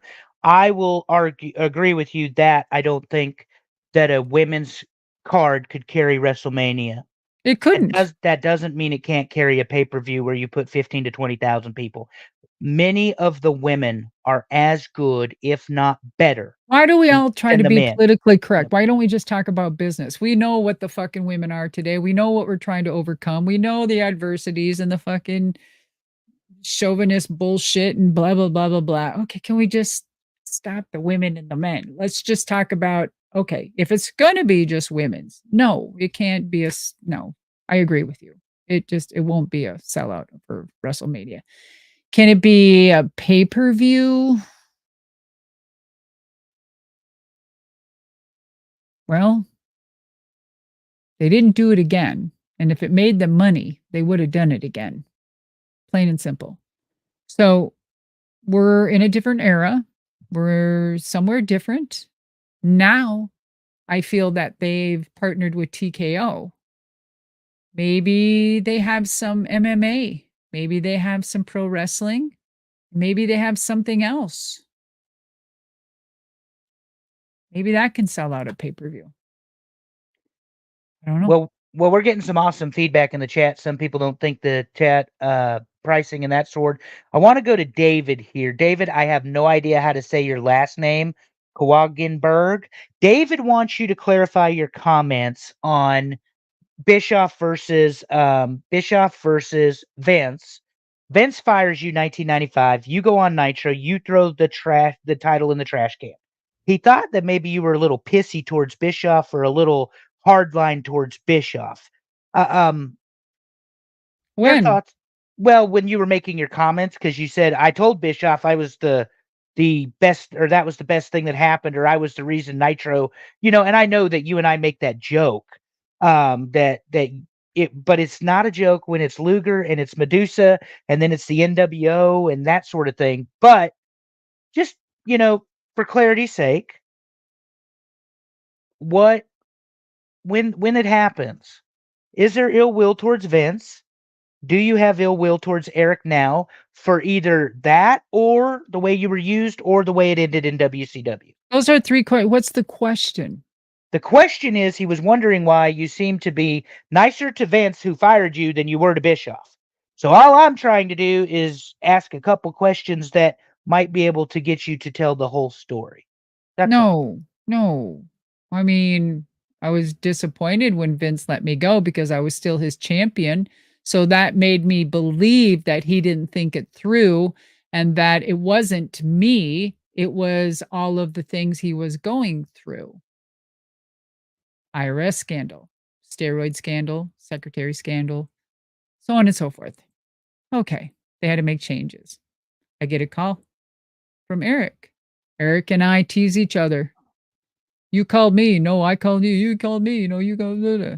Whatever. I tell him, it was the best thing that ever happened to WCW. I digress. So there it is. There's no heat between any of them. No. I knew the answer, but I wanted you to go ahead and clarify. Gareth Jones, thank you again for your contribution. He asks your experience coming back into WWE. So I was scared shitless, Gareth. Tell us about it, Madusa. Tell us about after all those years coming back to the WWE. I will tell you, Gareth, there's I hate saying this, but the best story about me going back into the WWE when I got that call to go into the Hall of Fame is in my book.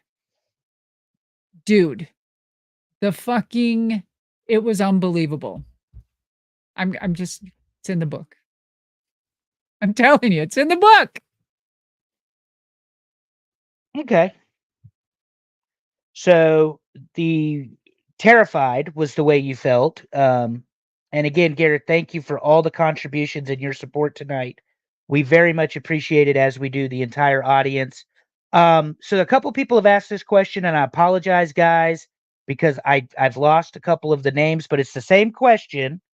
People want you, and this is from BMF, but I know another gentleman asked it, or maybe lady. Kerry Von Erich, talk to us about your memories of Kerry Von Erich In WWF, of course, the Texas Tornado, and in I don't have any everywhere memories. else, the modern day Warriors. So, do you have any memories of the Von Erichs at all, Madusa? Yes. So, well,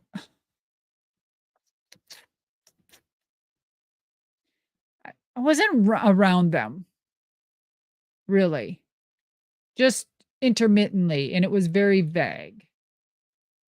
I'll have to think about that because there was a couple. So if I don't get back to you tonight, we'll do this. Let me think about that one. Okay. But I want to go to Big Boss. He goes, let's be honest. Without Ronda Rousey, the women don't have Royal Rumble pay-per-view, Evolution, WrestleMania main event. So I do want to say something that when they chose Ronda to come into the WWE, I thought it was a great move. Everyone hated my answer, but I thought it was not everyone, but I thought it was a great strategic business move. And don't care what anyone says, but I feel that putting Ronda in that position woke the girls in the back the fuck up. And she may have also ruffled a few feathers. Okay. But it really took that women's division to a new dimension with her being there. And I will say that who better than Ronda to know what it means to work your fucking ass off and do something with it and become a champion. So if it wasn't for Ronda getting that first $1 million contract, there wouldn't be the next $1 million contract ever in history to a women's pro wrestler. So there's a lot of hats and kudos to Ronda, even stepping into the ring and doing what she did with no experience and holding her own and having those highest moments ever. To be in that level and not have any of that experience, my God, and to pull it off, even though she fucked a lot up, guys, you can all sit there and press on your fucking keyboards and do what you want and say what you want, but you've never, unless you've stepped into that ring and been in that position, you have no room.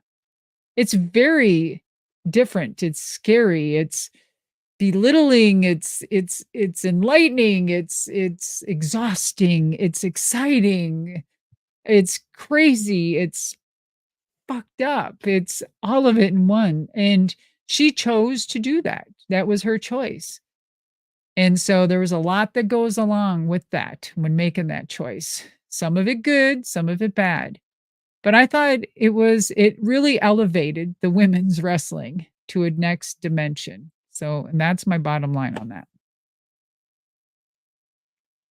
Agreed. And I love women's wrestling, as you know. It's one of the reasons I like doing this is because we get to talk about women's wrestling. And we get to talk about one of my favorites, Miss Rhea Ripley, who you and I have discussed. And I She believe just signed a contract and it's pretty wealthy. So they do their high ranking women wrestlers now with 5-year contracts that they want to be around for a while. So yeah, that's good to hear. Tony Khan can give her the bag and he ain't sniping her because she's a Triple H girl. That's just the bottom line there.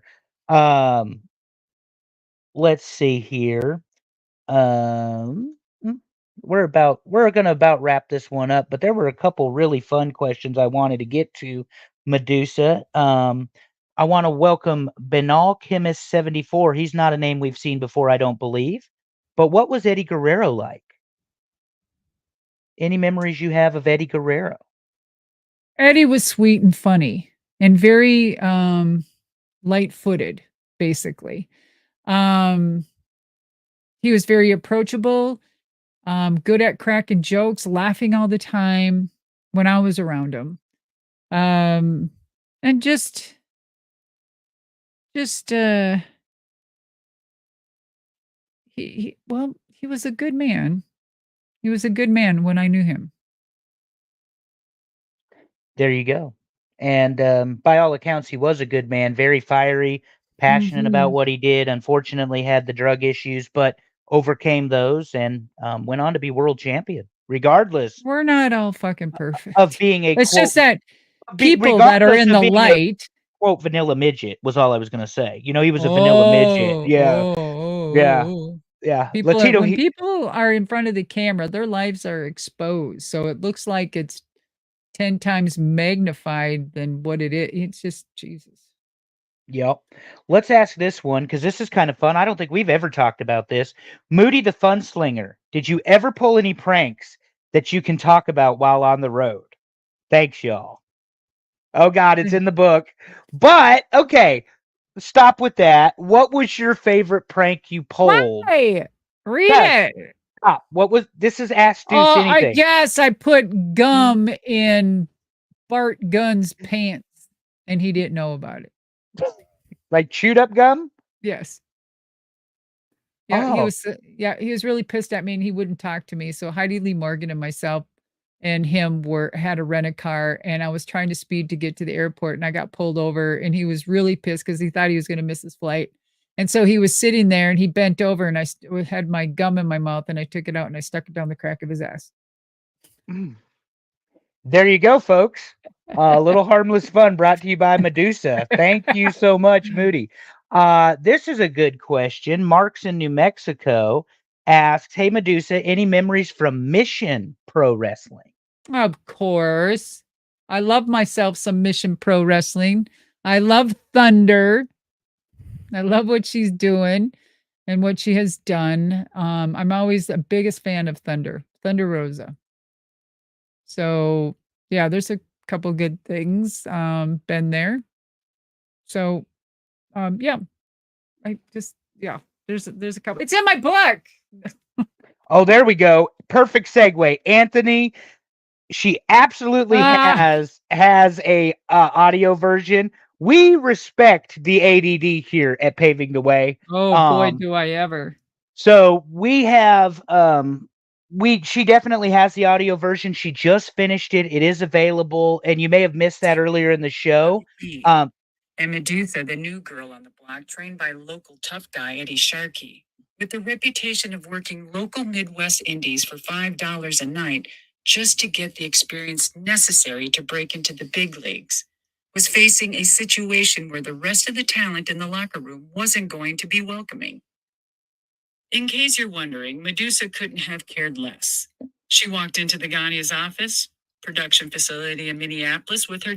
There's there some you of go. it. That's fantastic. So to answer the question, yes, Anthony, Medusa has the audio book, and we certainly support ADD around here because we go all over the place, and certainly appreciate that it does take a commitment to sit down and to read a book, and sometimes, like you said, driving to work, listening in the car, listening at lunch, whatever, much easier to navigate. Let's hit a Can we few more. wrap this up?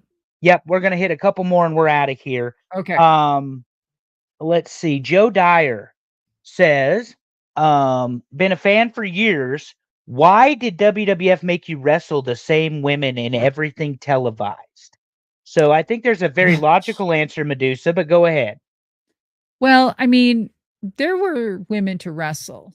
However, back then, women being on TV was very sparse.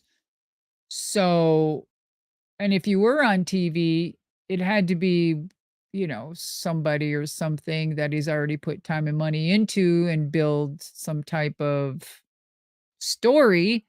So, and then